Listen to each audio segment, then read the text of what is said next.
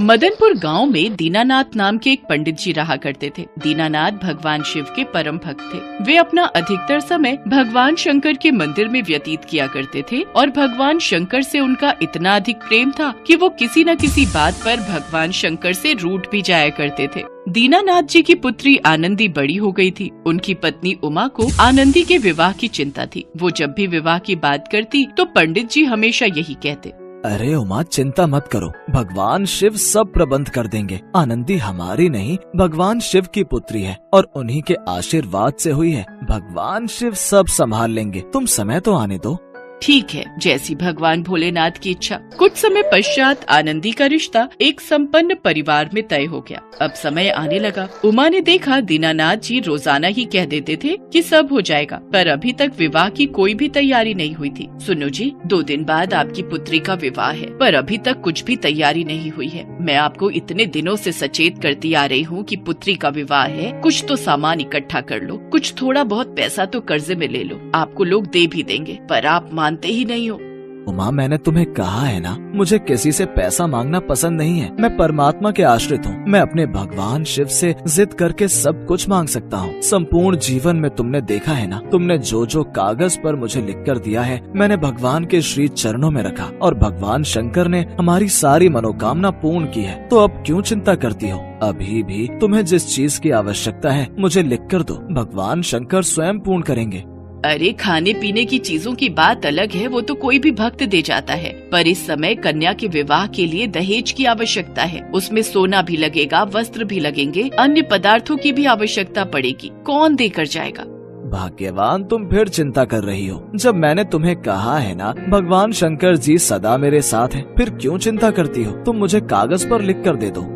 शुरू से ही पंडित जी कागज पर लिखवा कर सामान ले जाते थे और मंदिर में भगवान शंकर के समक्ष रख देते थे, और वो सामान भगवान शंकर के चमत्कार से अपने आप पूरा हो जाता था। इस बार भी दीनानाथ जी को पूरा विश्वास था कि उनकी पत्नी उमा कागज पर जो भी लिखेंगी, भगवान शंकर उस मनोकामना को पूरा जरूर करेंगे। उमा ने कागज में दहेज का सारा सामान लिख कर दे दिया। वैसे तो 1 कागज बनता था, आज 8 कागज बनकर तैयार हो गए। दीनानाथ जी ने कागज की लिस्ट भगवान शंकर के समक्ष रख दी और प्रार्थना करते हुए कहने लगे, हे प्रभु, मैंने तो आपके ऊपर सदा सच्चे मन से यकीन किया है। आपके प्रति मेरी निष्ठा भी सच्ची है, मेरा विश्वास भी सच्चा है। 2 दिन बाद मेरी कन्या का विवाह है, जिसके लिए दहेज की आवश्यकता है। अब आप ही इसे पूर्ण कीजिए। इस प्रकार आंखों में आंसू भरकर दीनानाथ ने कागज भगवान शंकर के नजदीक रख दिया और अपनी सेवा में व्यस्त हो गए। दीनानाथ जी तो यहाँ पर भगवान शंकर की सेवा में व्यस्त हो गए। उधर एक संपन्न सेठ दीनानाथ जी के घर पहुँचे। कहिए, किनसे मिलना है? आज प्रातः काल दीनानाथ जी मेरे घर आए थे। उन्होंने कहा उनकी कन्या का विवाह है, उन्हें पैसों की आवश्यकता है। अब मैं तो दीनानाथ जी को बचपन से जानता हूँ, उनकी कन्या मेरी कन्या है। आपने जितने सामान की लिस्ट उनको बनाकर दी थी, वो सारा सामान मैं लेकर आया हूँ।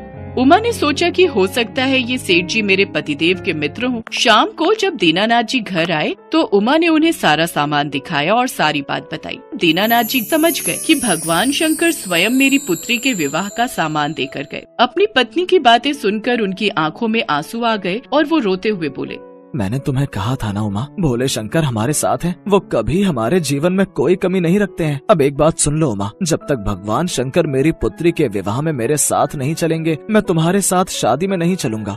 विवाह का दिन आया, पर दीनानाथ जी मंदिर में बैठ गए कि मैं भगवान को लेकर ही विवाह में जाऊंगा। तभी भगवान शंकर की मूर्ति से एक आवाज आई, दीनानाथ, जाओ अपनी कन्या का विवाह करा कर आओ। अरे भगवान, मैंने तो सारी उम्र आपकी सेवा की है। आपको तो पता है ना, आप मेरे पिता तुल्य हैं और मैं आपसे हर बात पर जिद करता हूँ, पर आप मेरी हर जिद पूर्ण करते हो। आपको जब पता है मैं आपके बिना नहीं जा सकता हूँ, तो आपको चलना ही पड़ेगा, वरना मेरा आपसे झगड़ा हो जाएगा। फिर मैं आपसे कभी बात नहीं करूँगा। दीनानाथ की प्रार्थना सुनकर भगवान भोलेनाथ प्रकट होते हैं। दीनानाथ, मैं तुम्हारे साथ ही रहता हूँ। मैं तो सदैव तुम्हारे हृदय में वास करता हूँ, इसलिए मैं तुम्हारे साथ हर जगह हूँ। मेरा आशीर्वाद सदा तुम्हारे साथ है। भगवान तो भक्त के वश में होते हैं। तुम विवाह में जाओ, मैं पीछे पीछे आता हूँ। मुझ पर विश्वास करो। भगवान भोलेनाथ पर विश्वास करके दीनानाथ अपने परिवार के साथ विवाह में पहुंचता है। तभी वह देखता है कि विवाह में वही सेठ जी, सेठानी जी और बच्चों के साथ विराजमान है। पंडित जी समझ जाते हैं कि साक्षात भगवान शिव पूरे शिव परिवार के साथ विवाह में सम्मिलित हो चुके हैं। दीनानाथ और उमा की खुशी का ठिकाना नहीं था। दीनानाथ भगवान शंकर और माता पार्वती के रूप में आए उन सेठ सेठानी के हाथों से अपनी पुत्री का कन्यादान करवाते हैं। थोड़ी देर बाद जब विदाई का समय आता है तो वो सेठ सेठानी वहाँ से अदृश्य हो चुके थे। दीनानाथ जी समझ जाते हैं कि भगवान ने दीनानाथ से किया वादा निभाया और दर्शन देने विवाह में सम्मिलित हो गए। यह सच है, भगवान अपने भक्तों को कभी नाराज नहीं करते। भक्त उनसे जितनी मर्जी लड़ाई करे, उनसे जितनी मर्जी शिकायत करे, पर भगवान हमारे जीवन दाता है, वो हमसे कभी भी नहीं रूठते। वो तो हमारे पालनहार हैं और सदैव हमारा भला सोचते हैं और सच्चे मन से की गई प्रार्थना को स्वीकार करके सदैव हमारी रक्षा करते हैं। भोलापुर गांव में ब्रिजपाल नाम का एक ब्राह्मण रहता था जो कि बहुत ही आलसी स्वभाव का था। घर में उसकी पत्नी सुनीता और बेटी गुड्डी उसके साथ रहती थी। ब्रिजपाल सारा दिन खाट पर ही पड़ा रहता था। ब्रिजपाल दिन भर में बस एक ही काम करता था और वो था भगवान शंकर की पूजा। वो हर रोज सुबह शाम शंकर भगवान की पूजा करता, उनके नाम की माला जपता, फिर सो जाता। अपने आलस के कारण सारा दिन सोए रहने की वजह से अक्सर ब्रिजपाल और उसकी पत्नी में खटपट होती रहती। अब उठ भी जाओ जी, कितना सोओगे? चलो अब खाना खाकर खेत चले जाओ, फसल काटने का समय हो गया है। और हाँ, वापसी में आते हुए नदी किनारे लगे सरसों का साग तोड़ कर ले आना, घर में बनाने के लिए कोई सब्जी नहीं है। और हाँ, भूलना मत, नहीं तो आज खाना नहीं बनाऊंगी। अपनी बीवी की बातों को नजरअंदाज कर ब्रिजपाल फिर से चादर तानकर सो जाता है। सुनीता गुस्से में लाल पीली हो जाती है। उधर कैलाश में बैठी माँ पार्वती शंकर भगवान से कहती हैं, हे नाथ, ये आपका कैसा भक्त है जो आपकी भक्ति के अलावा और कुछ काम नहीं करता, बस अपने आलसी शरीर के कारण खाट पर ही पड़ा रहता है, कोई कर्म नहीं करता। आपको तो ऐसे भक्त का मार्गदर्शन करना चाहिए। देवी, इसमें इसकी कोई गलती नहीं। ये सारा किया इसके पिछले जन्म का है। तब ये एक आलसी गधा हुआ करता था जो सारा दिन मेरे मंदिर के बाहर लेटा रहता था। मंदिर में जब भी मेरे नाम का उच्चारण भक्तगण करते तो उसका स्रोत उसके कानों में गूंजता और उसे नींद में भी मेरा ही नाम सुनाई देता। फिर एक रोज श्रवण मास में ये चल बसा और फिर अगले चारों में इसने मनुष्य रूप में जन्म लिया। लेकिन इसके पिछले जन्म के आलसी स्वभाव ने इसका पीछा नहीं छोड़ा। जब सही समय आएगा तब मैं इसे ज्ञान दूंगा। हे भगवान, क्या करूं मैं इस आदमी का? ये तो फिर से लेट गए। कब से कह रही हूँ उठ जाओ, खेतों में फसल बड़ी हो गई है। अगर समय रहते उसे नहीं काटा तो उसे जानवर चढ़ जाएंगे या कोई चुरा लेगा। सुन रहे हो ना मैं क्या कह रही हूँ? हे शिव जी, ना जाने इनका आलस कब खत्म होगा। इनके आलस से तो मैं अब तंग आ चुकी हूँ। सुनीता लगातार बड़बड़ाए जा रही थी, लेकिन आलसी ब्राह्मण के सर पर तो जूं तक न रेंगे। वो तो बस चुपचाप अपनी खाट पर लेटा हुआ था। ब्रिजपाल को न उठता देख सुनीता गुस्से में आ जाती है और बाहर आंगन में रखी पानी की बाल्टी उठाकर लाती है और ब्रिजपाल के ऊपर गिरा देती है। ब्रिजपाल पूरा भीग जाता है और वो गुस्से में उठकर उससे लड़ने लगता है। काफी देर तक दोनों में खूब कहासुनी होती है।